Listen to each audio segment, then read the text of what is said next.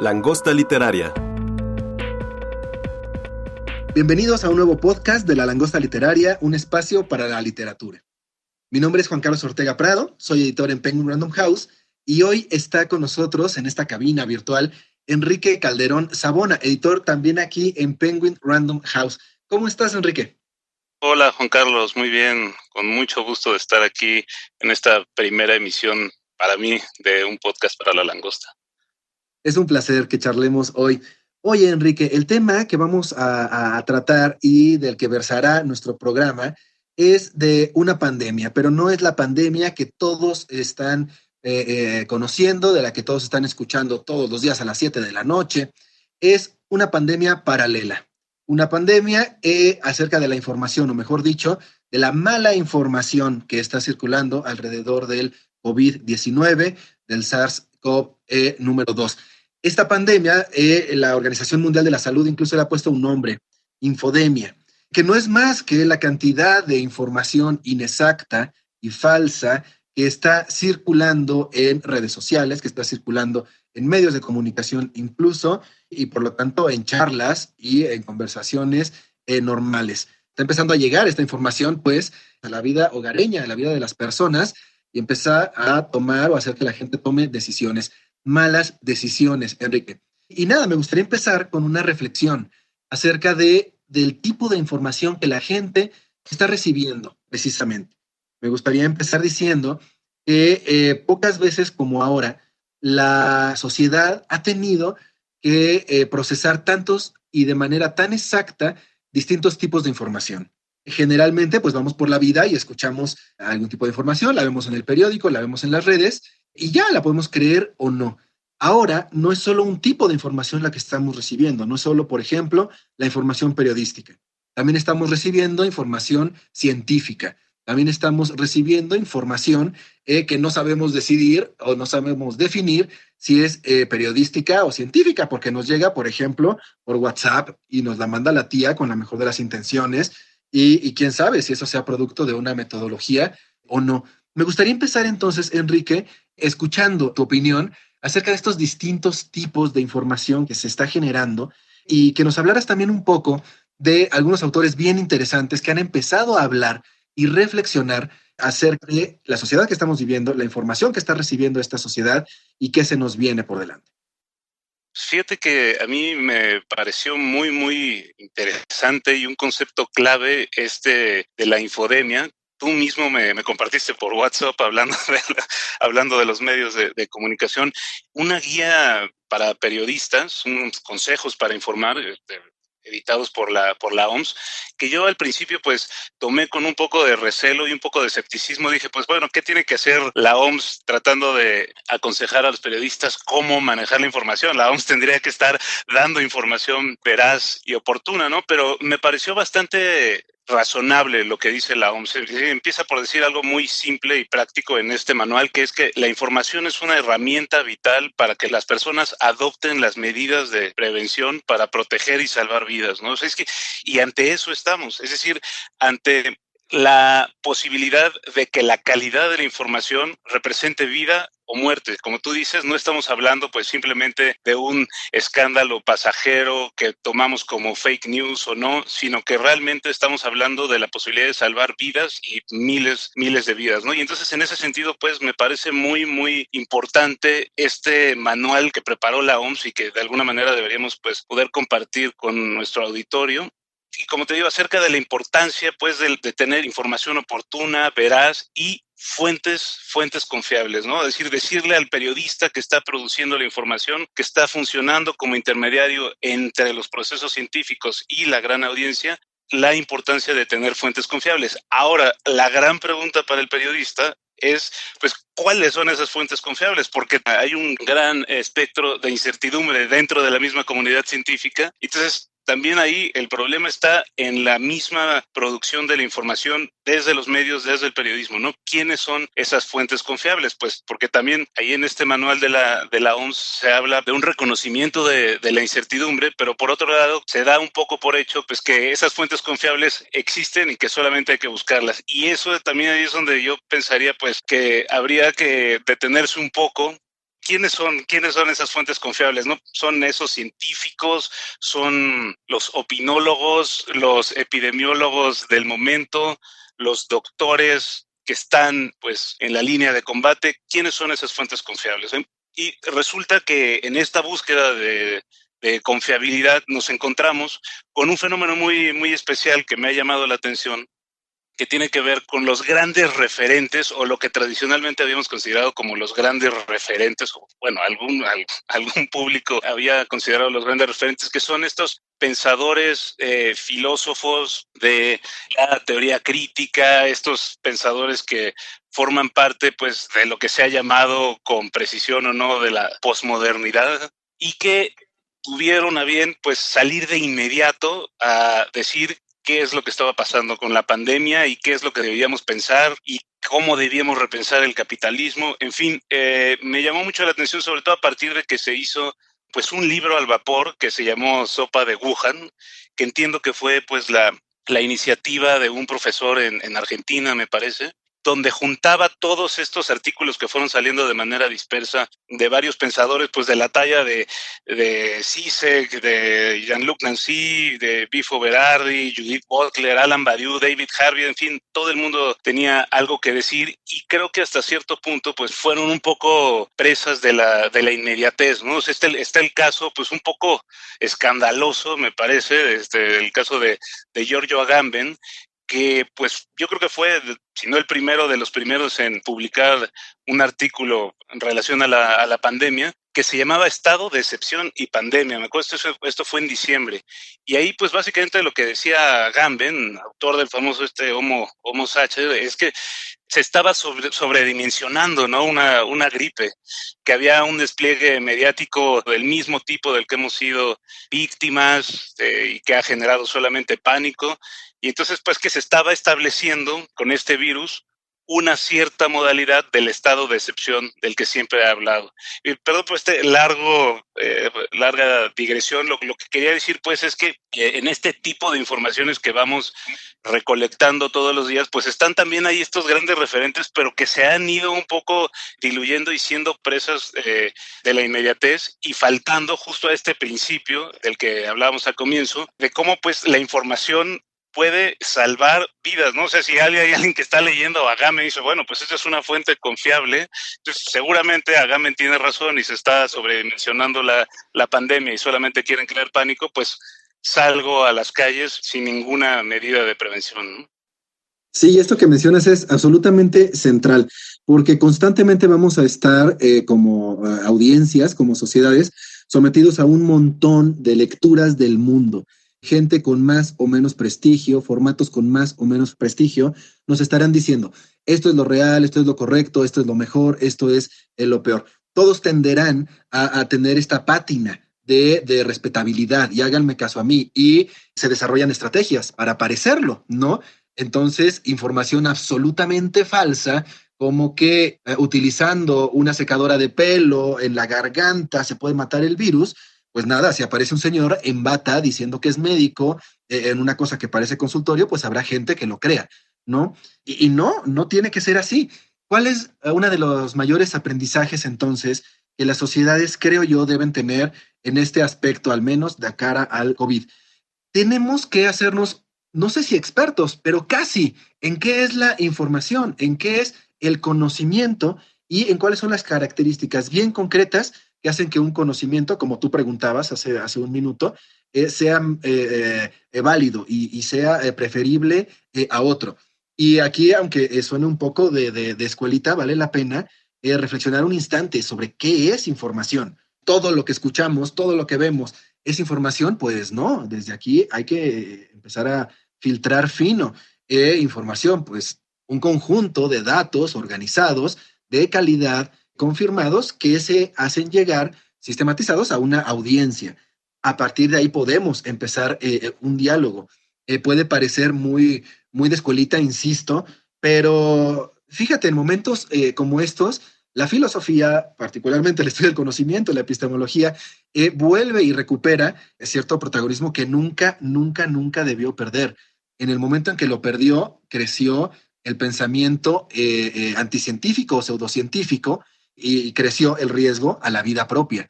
Entonces, esta es información. Y hay muchos tipos de información. Hay que subrayar, o yo quisiera subrayar, dos tipos de información de mucha calidad, que sí es buena idea hacerle caso. Uno es, por supuesto, el conocimiento, la información científica. ¿Qué características tiene esta información? Bueno, que sigue una metodología de muchísimo rigor que va variando ligeramente entre área del conocimiento, entre disciplina científica y disciplina científica, que ha sido revisada por pares, que es muy fiscalizada por otros expertos, que sigue un método conocido como método científico para simplificar esto. Y algo bien importante, el conocimiento científico suele ser, o muchas de las veces termina siendo antiintuitivo, es decir, va en contra de lo que nos dice el muy mal llamado sentido común, va en contra de lo que creíamos saber. Esto, entonces, ¿cómo? No entiendo los números que se están dando acerca de los contagios. Me están mintiendo. Puede ser una gran tentación. Y no necesariamente. A lo mejor la explicación es no lo entiendes porque tiene un nivel de complejidad mayor al que tu nivel de alfabetización científica te permite acceder. Y lo digo, por supuesto, sin ningún tipo de regaño ni tal. Esto puede ocurrir y es lo más normal, y en la comunidad científica es lo más normal esto, entender que habrá cosas que uno no domina y mejor me fijo en la metodología, mejor me fijo esto en el conjunto de la investigación que se ha realizado, si es consistente, si ha sido revisada por otros expertos, por pares, tal, y es confiable desde ese sentido, aunque de origen me resulte contraintuitivo, antiintuitivo. Y otro tipo de información bien importante, la otra en la que quería hacer hincapié, es en la periodística. Esta también es rigurosa, esta también sigue un método, un rigor y un método diferentes al científico, por supuesto, pero también muy valioso. Y esto hay que subrayarlo una y mil veces, es doblemente importante para el ciudadano de a pie, digamos, porque es justamente el periodismo el que en un papel de intermediario traerá la información científica a las grandes audiencias. Si este intermediario no lee bien lo que está pasando, o peor, le da carta de validez, le da espacio, le da foro, convalida en todo caso un conocimiento no científico, pues, wow, recibirá información incorrecta el público en dos niveles.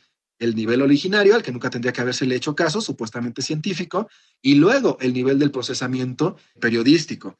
Este tipo de conocimiento se caracteriza o debe caracterizarse por mucha humildad, cosa que no estamos viendo actualmente. La humildad de decir, híjole, yo periodista no soy experto en esto, pero sabe que las certezas que pude conseguir al respecto, este documento, esta fuente oficial, esta fuente científica, dicen esto. Y desde el mejor de los rigores, desde la mayor de las reflexiones, presento una lectura. Yo no soy el experto. Y pensemos ahora mismo si esto está ocurriendo, ¿no? Si la gente está recibiendo un periodismo de esta naturaleza. A mí me parece que muchas de las veces no. Muchas de las veces los grandes periodistas, o muchos de ellos, pues han tendido más bien a fomentar el alarmismo, han tendido a emitir juicios, a sabiendas de que no son científicos, pero pues ahí hay una tendencia, ¿no? A hacerle demasiado caso a las filias y repudiar de origen a las cosas con las que no estamos de acuerdo. Entonces, si algo me gustaría que el público se quedara es pues en esta distinción, que es muy importante entender que estamos recibiendo una cantidad de información mucho más compleja de la que actualmente o generalmente recibíamos, perdón, y que estos tipos de informaciones serán fundamentalmente de dos modos: las confiables, si están bien hechas, científica y periodística. Y hay otros muchos tipos de informaciones, los piolines que puede mandar la tía Pepita, los chismes del edificio donde uno vive. Pues sí, ya con eso, aguas, aguas, aguas, ¿no? Esto, entonces, no sé, Enrique, si quisieras contarnos, ahondar en esto, hablar un poco también de las noticias ya en concreto que han sido falsas, o qué percibes, pues, respecto de esta ambigüedad y complejidad informativa en la que estamos navegando hoy día.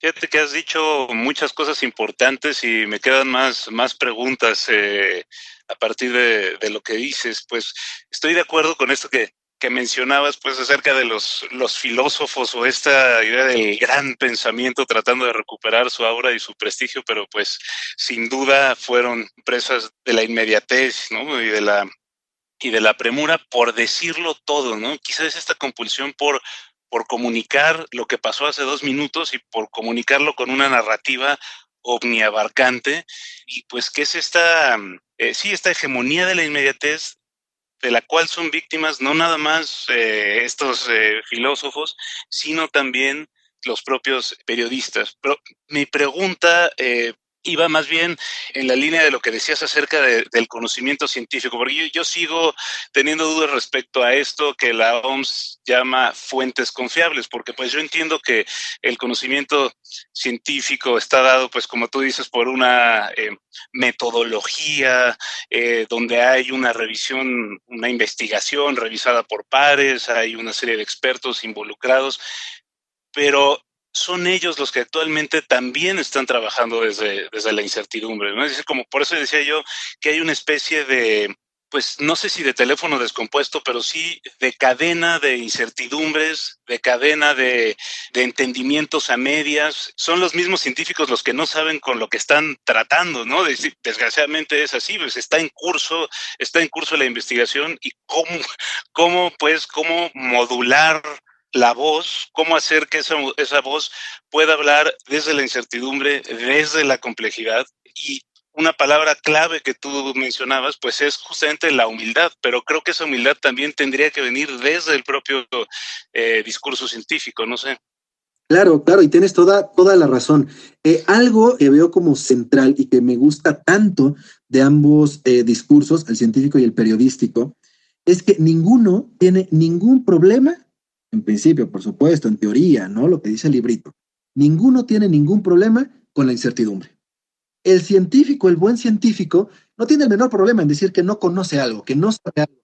En este preciso momento no se tiene idea de A, B, C y D, desde la perspectiva puramente científica. Y el buen periodista también debería ser así, ¿eh? Es decir, esta es la información que tengo, verificada, confirmada con mi metodología, y ahorita regresaremos al tema de las fuentes, y nada más. Y perdón, puedo elucubrar mucho, pero no lo haré porque soy buen periodista. Y como bien mencionas, lo que estamos viviendo es una realidad bien diferente.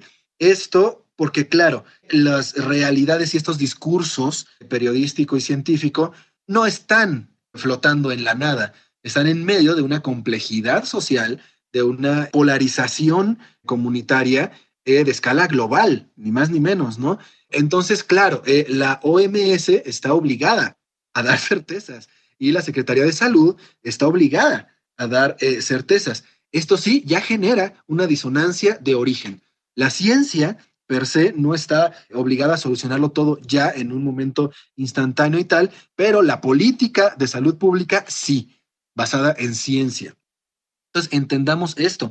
Va a haber consustancialmente un ruido respecto de la naturaleza pura de la ciencia, por decirlo de un modo ridículo, y la realidad real. Esto que es, híjole, pues hay presiones políticas y hay un gobierno queriendo mandar una imagen y hay una oposición queriendo mandar la contraria, etcétera, etcétera, etcétera.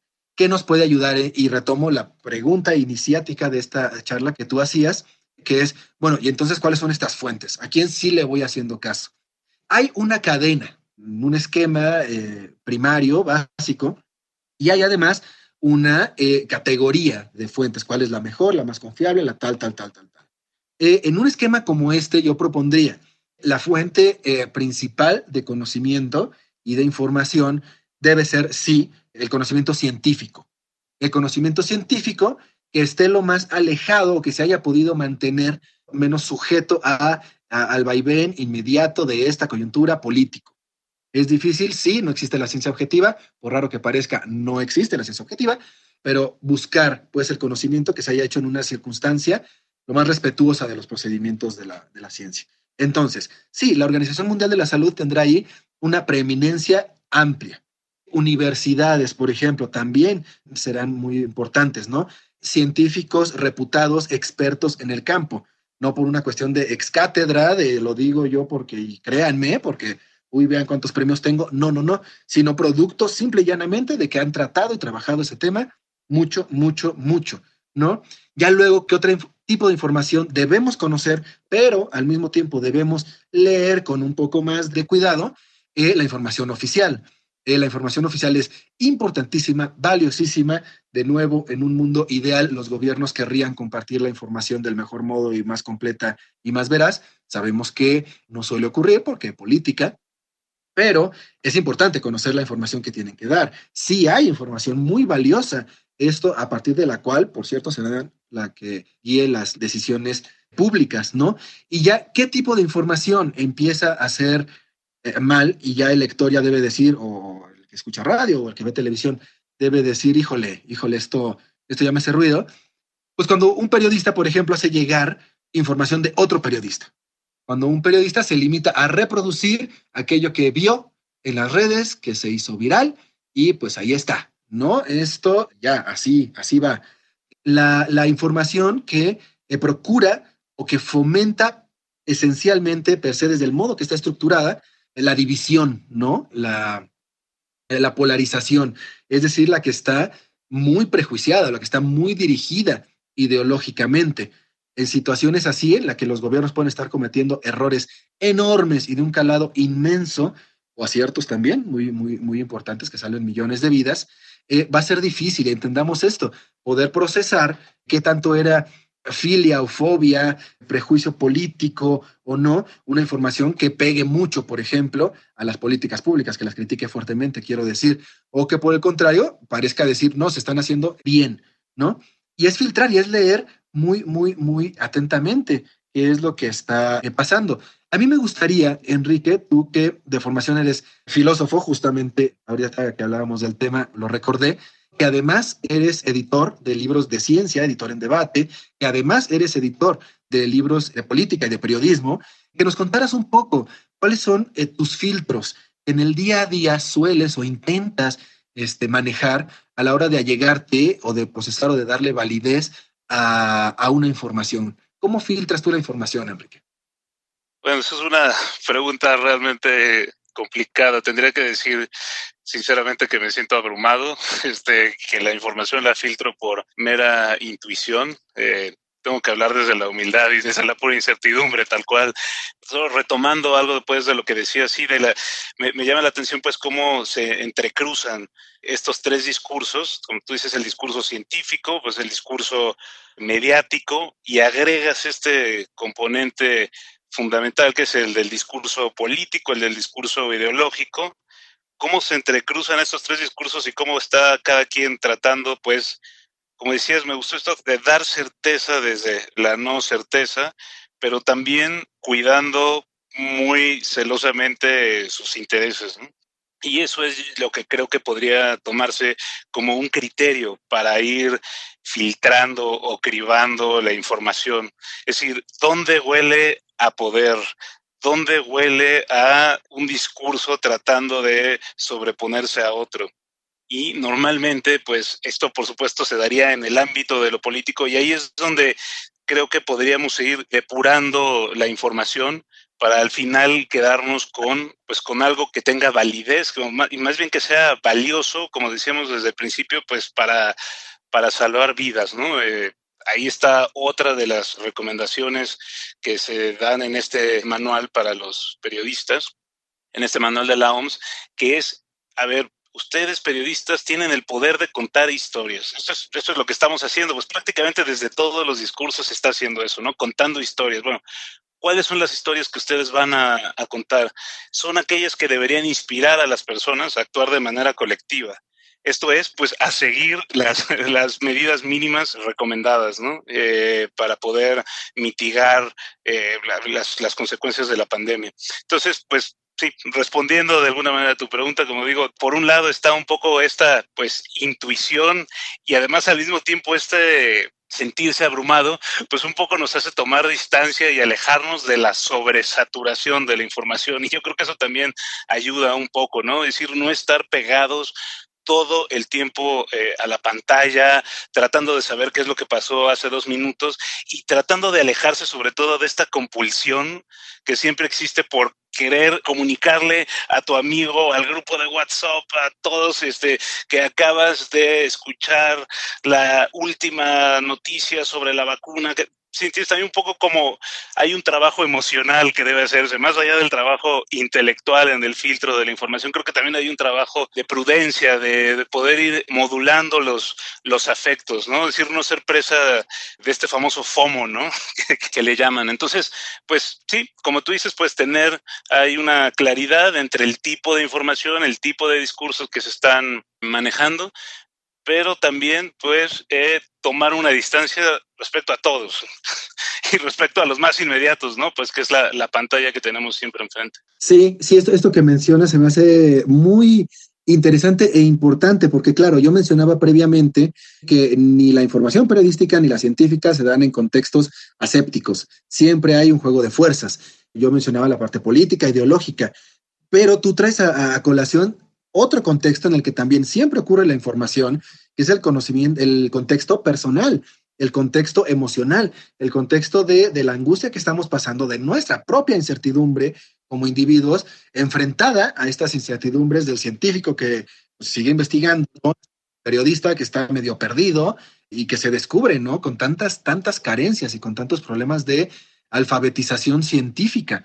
Es decir, nos pareció durante mucho tiempo que era muy poco importante conocer algo de matemáticas, aburrido, conocer algo de estadística, aburrido, y ahora resulta que, wow, como nos decían las maestras de secundaria, ese tipo de conocimiento sí puede ser la diferencia de vida o muerte.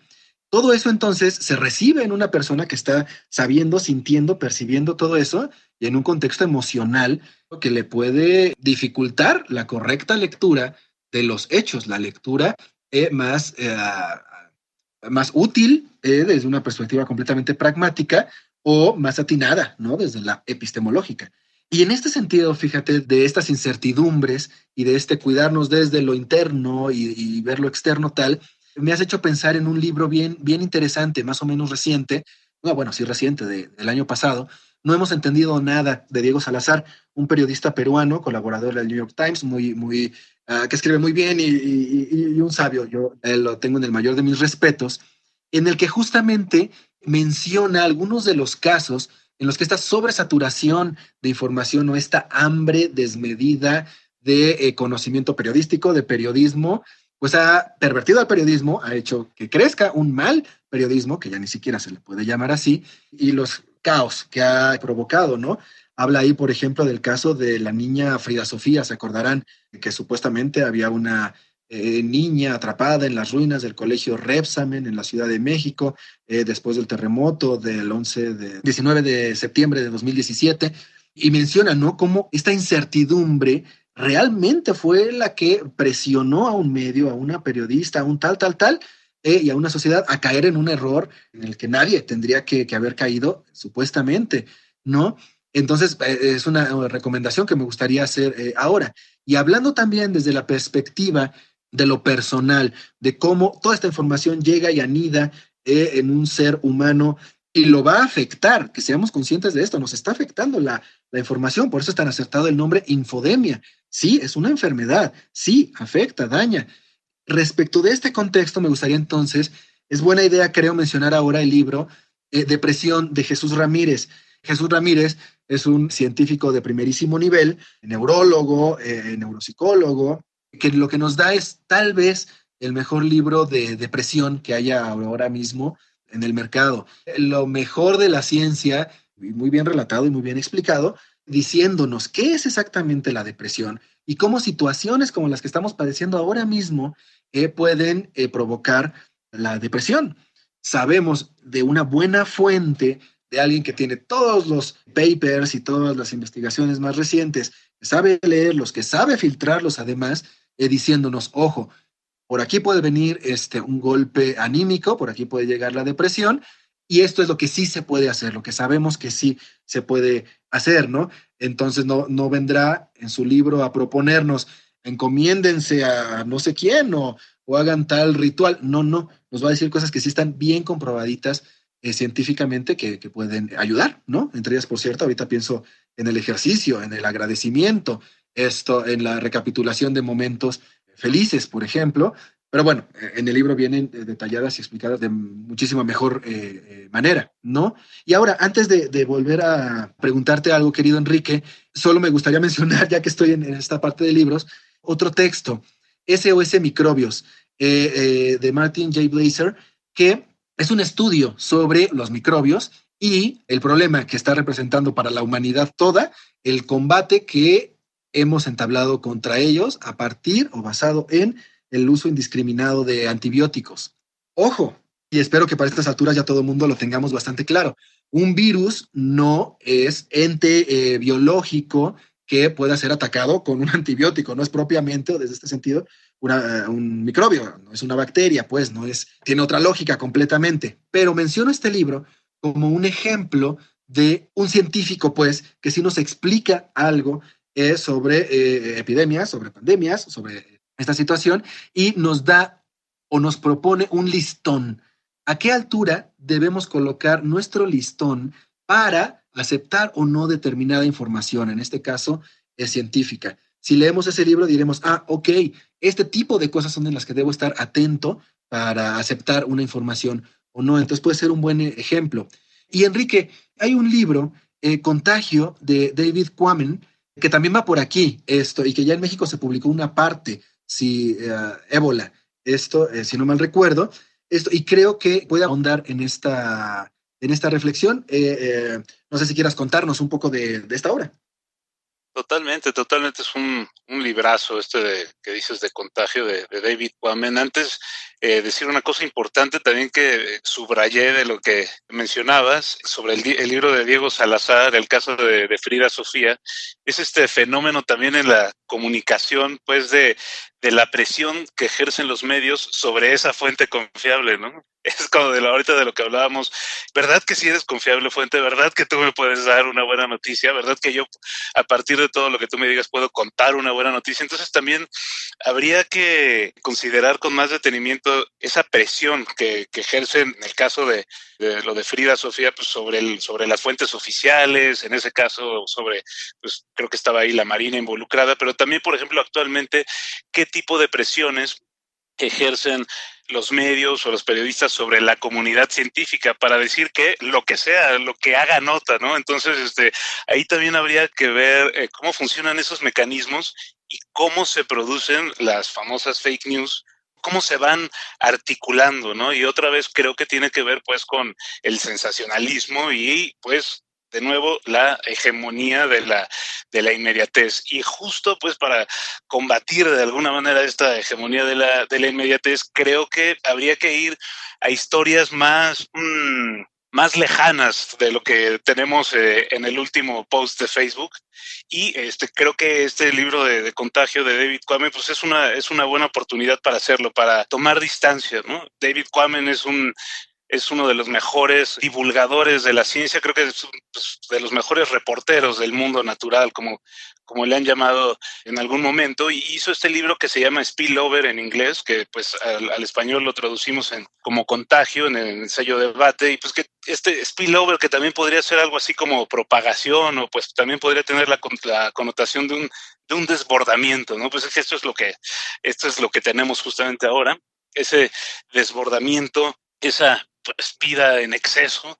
Y este libro, pues hay que decirlo, que se publicó originalmente en 2012 y lleva como título Infecciones animales y la próxima pandemia humana. De modo que sabíamos desde hace ya un tiempo, que el estallido de la siguiente pandemia era pues solamente cuestión de esperar.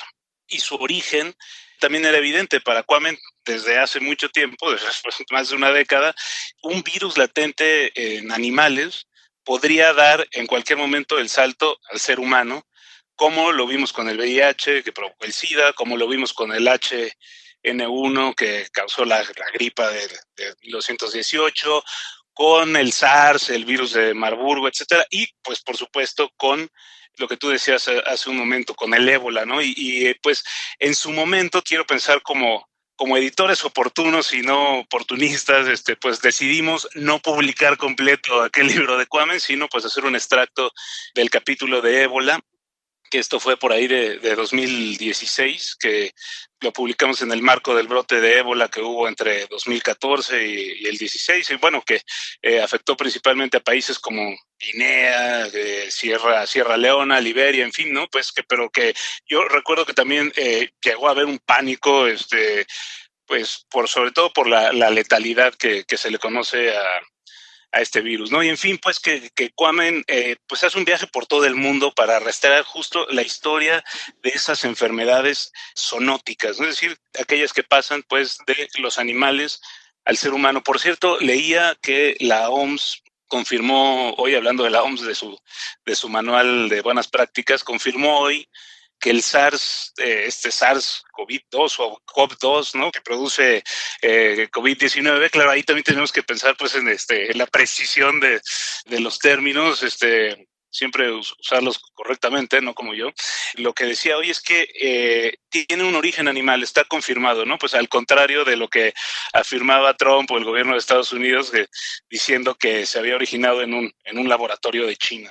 Y por cierto, pues sí, también el propio David Quammen, autor de Contagio, escribió un artículo bastante bueno en el New York Times a principios del año, en enero, y es un texto bastante ilustrador, ¿no? Ahí lo que dice Quammen básicamente es que existen altas posibilidades de que nosotros mismos le hayamos dado el carácter epidémico a este virus, ¿no? Al COVID.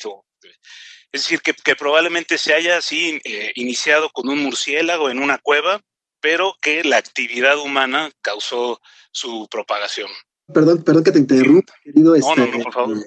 Enrique, es que acabas de mencionar una de las líneas centrales de un texto de James Bridle, bueno, un libro, Nueva Edad Oscura, que explica mucho esto que estás diciendo. Lo menciono rápidamente, que es, el mundo está creciendo en complejidad. Cada vez hay más conocimiento, esto somos más. La complejidad se ha llevado a niveles pues, directamente ya indescriptibles, ¿no? La tecnología, la ciencia, como decía, el conocimiento, esto en general.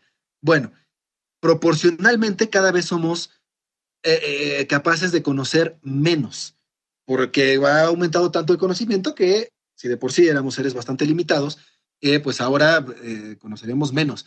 Y conocemos menos no solo por este factor cuantitativo, sino también porque ciertas dinámicas fomentadas por la propia tecnología, por aparatos discursivos, gubernamentales, ideológicos, tal, pues nos ha hecho, sí, en ciertos aspectos al menos capaces de entender ciertas cosas, más dados a cierta comodidad, simplificaciones más burdas, y entonces resulta que sí, en un mundo cada vez más complejo, en el que la acción humana es de verdad digna de estudio profundísimo y dificilísimo, cuando nos encontramos con un fenómeno como un virus, pues resulta que comprendemos poco lo que está pasando y terminamos siendo nosotros los que fomentamos y desatamos y potenciamos lo que pudo haber sido una enfermedad bastante más restringida localmente y en términos de gravedad, pues la terminamos haciendo una pandemia. Perdón, Enrique, era lo que quería intercalar ahí. No, y de verdad que sí, es un librazo también de Bridle, la nueva edad oscura, y es un referente, ¿no? Sobre este fenómeno de cómo el mundo online ha intervenido directamente en el mundo offline y lo ha manipulado y lo ha tergiversado, pues justamente como tú dices, hasta el grado de afectar nuestra capacidad de conocer, de comprender, ¿no? Tal cual. Es que de verdad esto también me parece muy interesante y como hasta cierto punto podría haber parecido intuitivo lo que dice David Quammen en este artículo del New York Times, y es que cómo ocurrió la propagación, y aquí es donde viene la parte ilustradora de ese artículo, que se lo recomiendo ampliamente y que pues forma parte también de alguna manera pues del libro de Contagio.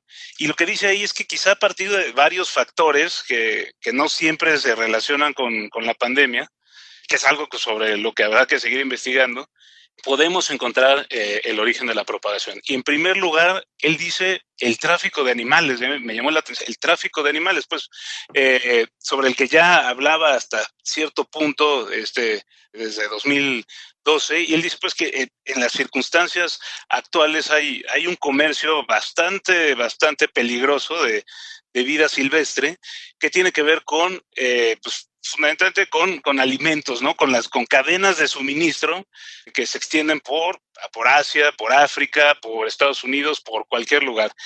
Ese comercio en algún momento pues quedó prohibido en China, ¿no? Donde el propio Kwame dice pues que es donde más se da ese tráfico de vida silvestre. Quedó prohibido durante la pandemia del SARS y después gradualmente pues las autoridades chinas permitieron que se reanudara y pues ese comercio se hace con murciélagos, con puercoespines, dice Juan, con tortugas, con ratas, con infinidad de tipos de aves, en fin, y otros animales que él en sus viajes ha encontrado apilados en mercados, y es que esa es la realidad, ahí está ese comercio de animales, ¿no?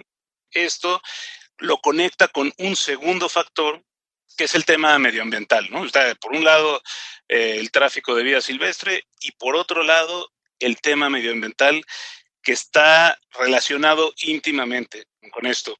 Él dice, sabemos pues que ningún animal de nuestro tamaño, del tamaño de los humanos, ha sido tan abundante como lo somos ahora con esta sobrepoblación, y tampoco ningún animal ha sido tan efectivo pues destruyendo y explotando los recursos, ¿no? Y una consecuencia de... ¿Perdón? Sobre todo eso, digo, porque Sí. de cantidad sí hay especies bastante más numerosas que el humano, pero en esa capacidad de destrucción es... Sí. Sí, no, bueno, él decía así, ningún animal de cuerpo tan grande como el nuestro. Yo sé que hay varios bichos que son mucho más numerosos. Y bueno, no, pues una consecuencia de esa sobrepoblación, sobre todo, como dices, del poder destructivo, pues son los brutales desequilibrios ecológicos, ¿no? Y esto, a su vez, trae el aumento de intercambios virales. Primero de animal a humano y luego pues de humano a humano, tal cual como lo estamos viendo ahora. ¿Esto cómo ocurre? A ver si, y esto también, les digo, es la parte ilustrativa del artículo de Kwame. La respuesta es que ocurre cuando invadimos los bosques tropicales, las selvas, pues casi cualquier hábitat salvaje que se nos atraviese, y ese hábitat que alberga tantas especies de animales, plantas, en fin, dentro de esos organismos hay una gran cantidad de virus desconocidos. Y bueno, esperemos que permanezcan así como tal, como desconocidos.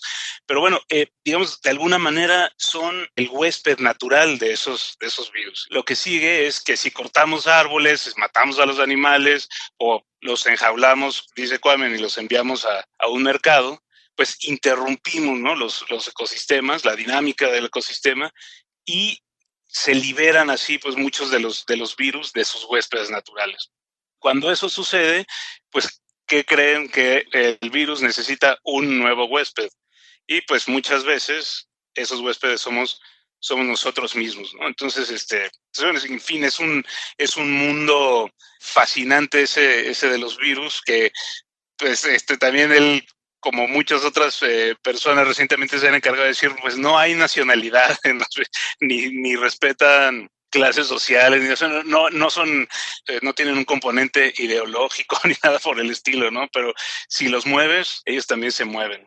El libro, pues actualmente ya está disponible en su formato electrónico, y pues en cuanto recuperemos la normalidad y la vida, y espero que también todas las librerías lo hagan así, pues también estará en su formato físico.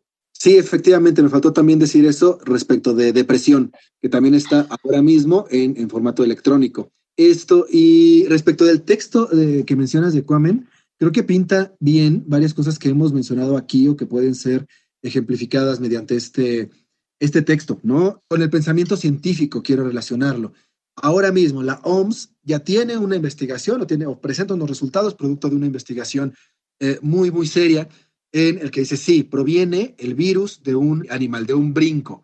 Esto entre una especie animal no humana a una especie humana, la especie humana.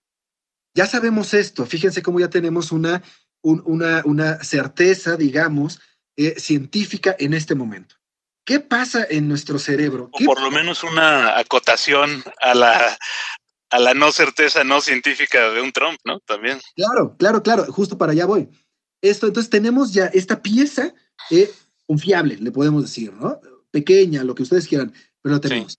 ¿Y qué pasa en las sociedades, en la mente humana, en nuestra gestión del conocimiento? Que esto que está informado por una dependencia de la ONU, Urbi et Orbi, ¿por qué no llega y barre todas las fake news y todas las falsedades acerca del origen del COVID? Que el laboratorio, que el ejército, que para sacar el líquido de las rodillas, no sé cuántas cosas. ¿Por qué no ocurren estas cosas así? Y esta reflexión es bien interesante porque habla de cómo funciona nuestro cerebro. Ya está ahí la información buena, ¿eh? Ya existe, nadie se puede llamar a engaño. ¿Por qué no llega? O por qué cuando llega, peor, no se le hace caso. Para reflexionar sobre esto. Queremos otro tipo de narrativas, ¿no? O ¿Sí? estamos acostumbrados a otro tipo de narrativas. Sí, tal cual, tal cual. Y me gustaría, o creo que un libro de que podrías hablarnos, Enrique, El enemigo conoce el sistema, de Marta Peirano, Sí. nos puede traer alguna luz sobre por qué no nos subyugamos tan fácilmente ante la evidencia. Claro, no, sí, este es otro gran libro de una periodista, pues justo muy incómoda, ¿no? Para el sistema y para las grandes empresas tecnológicas. Y eso es un libro que desde que lo comencé es verdaderamente inquietante, ¿no? En varios sentidos. Primero, pues, saber que el gran hermano cibernético, digamos, tiene absolutamente controlados nuestros movimientos y nuestros hábitos, que es algo que de alguna manera intuíamos, pero que Peirano lo pone en evidencia con números y estadísticas y con el número incluso de circuitos que conforman y de sensores que conforman los celulares, porque pues ahí está en el centro de todo el celular que cargamos a todos lados. Y decíamos que es inquietante también porque que sabemos que esto es así, lo sabemos que somos vigilados y que no pasa absolutamente nada, no pasa nada, simplemente, pues no sé, estamos habituados a ser vigilados o simplemente es más cómodo negarlo, pues como ella habla es como de escándalos como los de Snowden, como el de Cambridge Analytica, y de repente dice, pues son unos escandalazos que uno podría pensar que traerían consecuencias mucho más graves y no pasa absolutamente nada, ¿no? En ese sentido es en que el enemigo conoce el sistema, lo conoce por su negligencia, ¿no? Porque no pasa absolutamente nada. Nosotros mismos, como decía, no cambiamos nuestros hábitos, ni los responsables de algo tan grave como el espionaje cibernético, pues rinden cuentas a nadie. Y así hace Peirano pues una descripción muy puntual, muy detallada del algoritmo, ¿no? Del algoritmo que nos conoce y que siempre nos obliga a consumir algo, a consumir desbordadamente algo o a votar por alguien. Y ese algoritmo que también nos obliga, más allá del consumo, más allá de la ideología política, nos obliga a emocionarnos de una cierta forma, ¿no? A tener ciertas emociones y otras no. Por eso te decía, es que estamos acostumbrados a este otro tipo de narrativas que resultan espectaculares y que de alguna manera llenan nuestras expectativas de la vida en velocidad, en virtualidad, en fin, ¿no? Son esas narrativas que se articulan muy bien con esta mentalidad de pantalla, ¿no?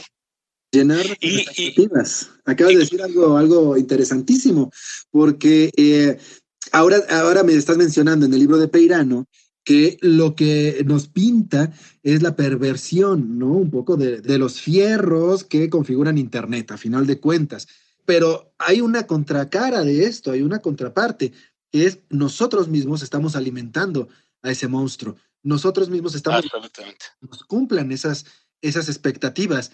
Y aquí pienso en un libro que retrata desde esta otra perspectiva el mismo problema, ¿no? El filtro de burbuja, Eli Pariser.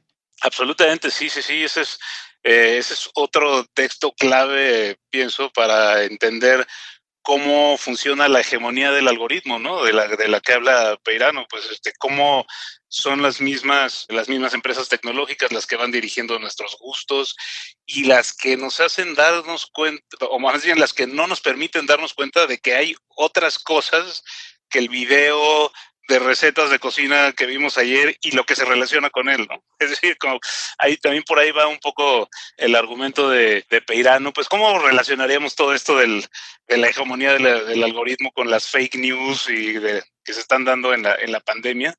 Y creo que de alguna manera es que esto de la privacidad es un concepto pues absolutamente perdido, ¿no? Con o sin nuestro conocimiento no hay privacidad, y ahora quizá más porque desde el confinamiento nuestro espacio vital, pues nuestro espacio familiar está absolutamente expuesto, ¿no?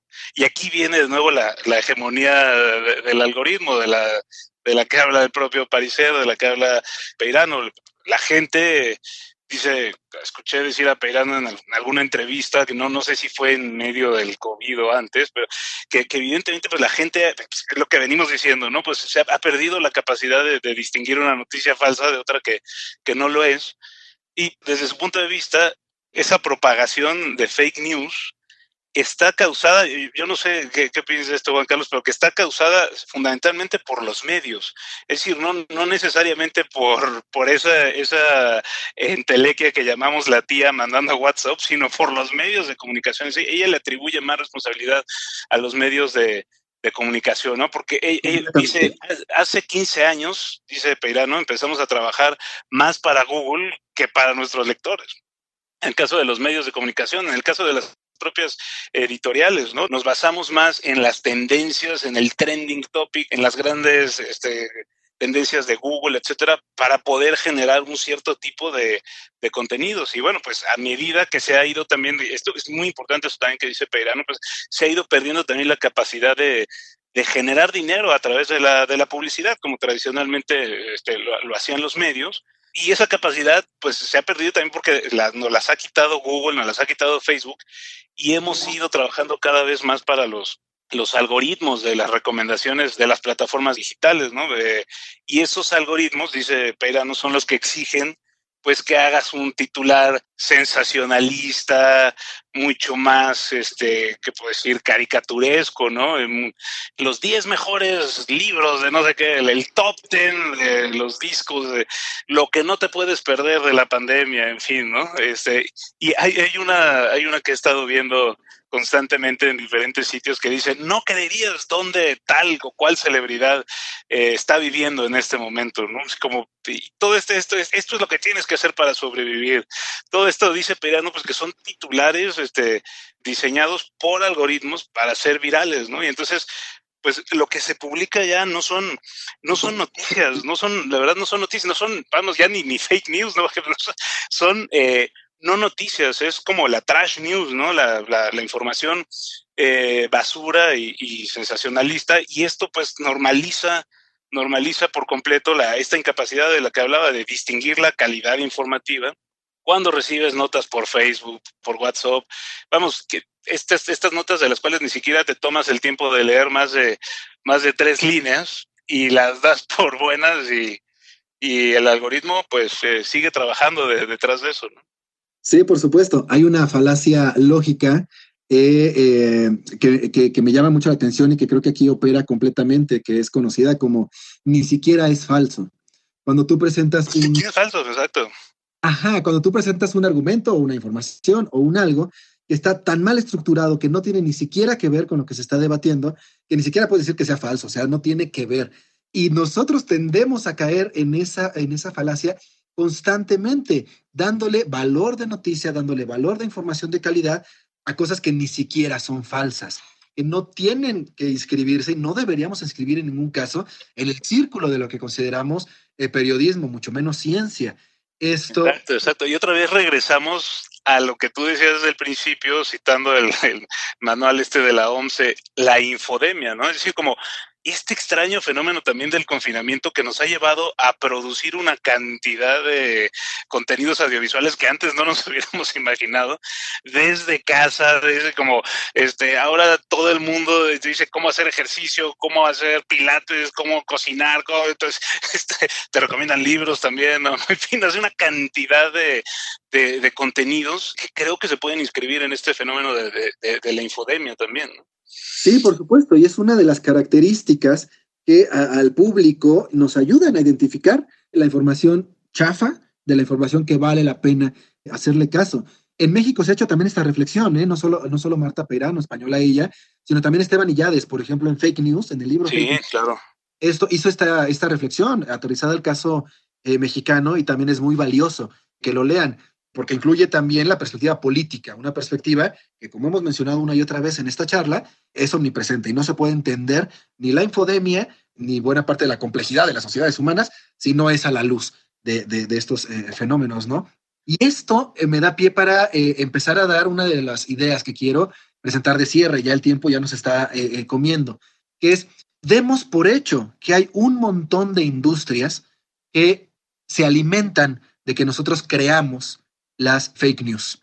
Sí, por supuesto, hay canales, centenares de ellos, hay bots, centenares de ellos, que se dedican a directamente difundir falsedades. Claro, pero como bien dice Peirano, la mayor parte de esta responsabilidad, otra industria que se alimenta de estas fake news, es los medios tradicionales, comunes de comunicación. Al principio yo mencionaba que hay periodistas que han asumido una voz poco periodística, sino más bien militante, en contra o a favor del gobierno, sobre todo, que también están inscribiéndose exitosamente en el ecosistema mediático gracias a esta estridencia, gracias a ciertas distorsiones que van contra la pluralidad, uno de los pilares en el periodismo, ¿no? Está la industria, por supuesto, de los agregadores, de Google, está la industria de las redes sociales, que buena parte del tráfico, no nos hagamos tontos, proviene de estos, o de medios de comunicación tradicionales, o de los bots, o de estas páginas medio chafas. Esto, y me gustaría entonces nada más terminar dando, además de las que ya hemos dado aquí, algunas poquísimas y muy evidentes señales de alerta a las que pueden estar listos para detectar que están pues frente a una fake news, ¿no? De que están frente a una pieza de información poco valiosa. Ya hemos dicho varias, me gustaría recapitular simplemente.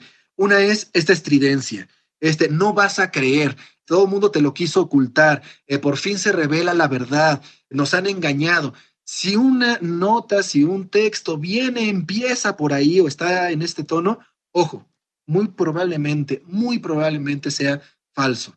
Muy probablemente sus fines sean otros. Si está inmensamente politizada, que lo importante ahí es presentar un argumento para evidenciar una ideología, o evidenciar que la otra ideología, o el otro partido, o tal, este es el equivocado. También, si se ve que está esta intención, muchísimo ojo. El mismo uso de las letras, que se haga. Si le encontramos muchas palabras en mayúscula, muy escandaloso, palabras mayúscula, minúscula, signos de admiración, eso también es un indicativo de que se está apelando más a las emociones que pues a una reflexión, ¿no? Si está mal redactado, si su redacción es sucia, ¿no? Esto, pues también es un indicativo de la poca seriedad con la que se ha redactado eso. Por supuesto, si no tiene fuentes, o si las fuentes suenan peregrinas, suenan raras, nadie más la cita. Si vemos una información muy espectacular y nadie más la ha retomado, pues también, ojo, a lo mejor esto nadie más lo ha retomado porque no existe, porque solo lo subió enfebrecido un redactor que estaba interesado por quién sabe qué cosas. Creo que con este tipo de alertas y con esta conciencia de que de verdad el engaño vende y nosotros somos parte de este juego, consciente o inconscientemente, podremos empezar a filtrar cierta parte de la catarata de información que constantemente nos está llegando. Querido Enrique Calderón, pues creo que el tiempo, como decía, se nos está acabando. No sé si tú quieras dar alguna idea de despedida, decirnos algo más para cerrar, y si no, pues podemos dar fin a este podcast de La Langosta Literaria. Me quedo rapidísimo con esta frase que tú decías de el engaño vende, ¿no? Habrá que seguir reflexionando a profundidad cómo funcionan esos mecanismos de las fake news y sobre todo, pues, de dónde vienen y cuál es la responsabilidad de los medios y considerar también a una editorial como la nuestra como un medio más que está produciendo contenidos y nuestra responsabilidad también de respetar, ¿no?, a las audiencias, no tratarlas como, pues, de manera infantil, sino como lectores informados, ¿no? Sí, por supuesto, ese es el objetivo y hacernos mejores productores nosotros de contenidos de calidad y las audiencias mejores consumidoras. No es solo responsabilidad Exacto.